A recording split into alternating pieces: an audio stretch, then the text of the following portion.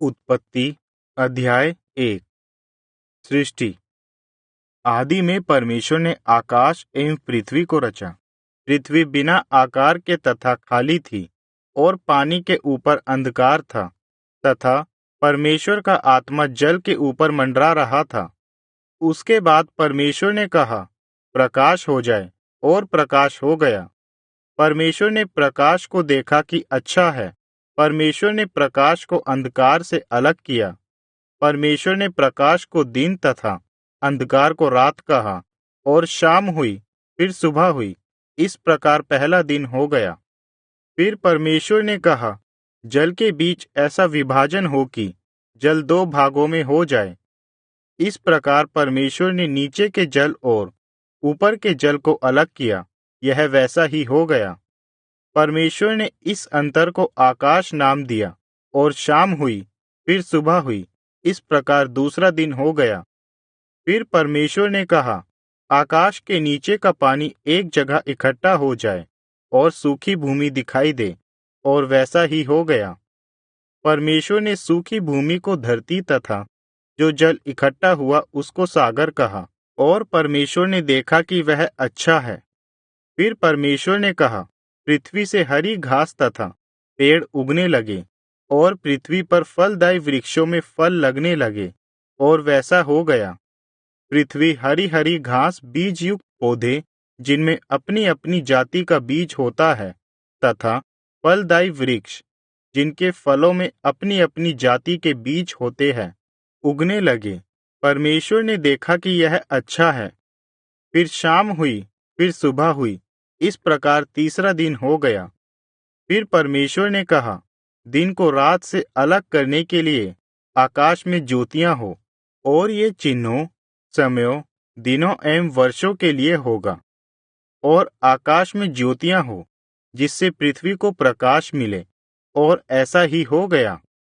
परमेश्वर ने दो बड़ी ज्योतियां बनाई, बड़ी ज्योति को दिन में तथा छोटी ज्योति को रात में राज करने हेतु बनाया।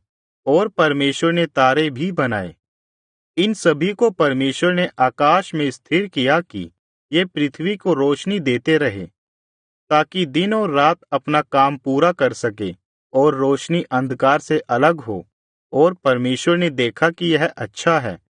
और शाम हुई, फिर सुबह हुई। इस प्रकार चौथा दिन हो गया।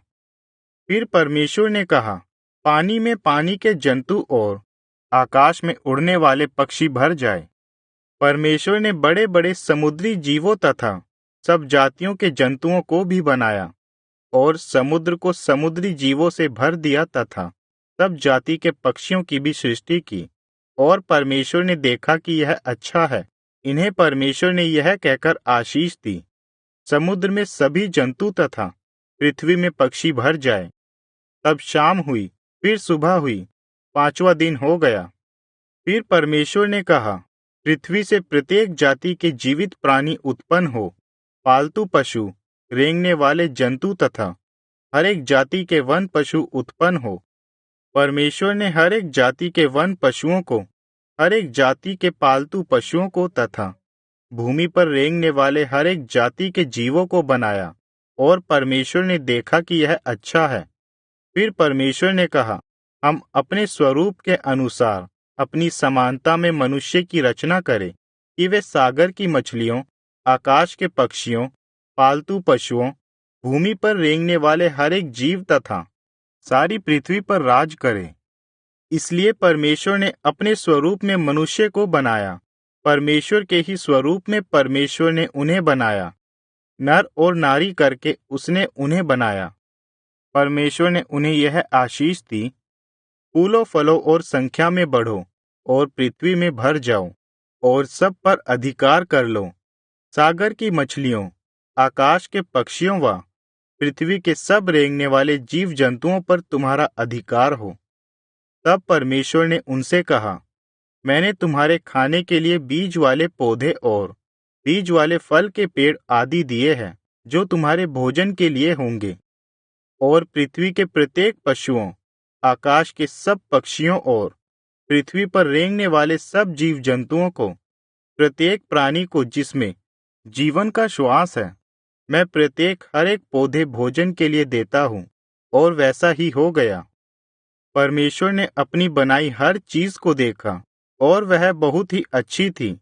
और शाम हुई, फिर सुबह हुई, इस प्रकार छठवां दिन हो गया।